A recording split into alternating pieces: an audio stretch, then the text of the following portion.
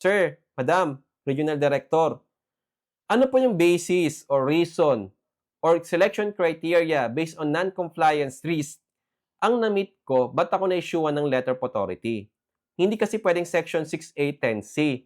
Dapat po kasi ay na-meet ko yung selection criteria based on RMO 6 2023 bago ako na-issuehan ng LOA or Electronic Letter of Authority or ELA. Parehas lang yun. ELA, LOA, isa lang yun. Okay? Maliwanag po ba? And this format is free, wala pong bayad.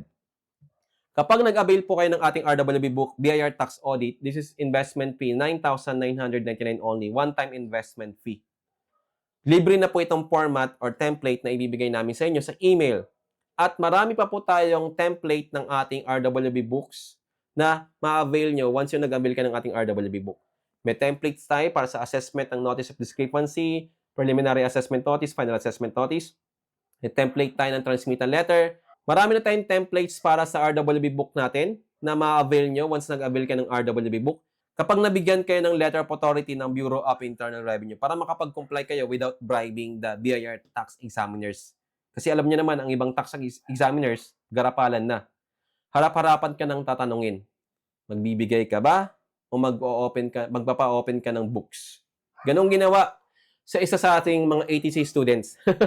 Ang kapal daw ng mukha. Ay, harap-harapan siyang tinanong kung magbibigay ba raw siya o magpapa-open ng books.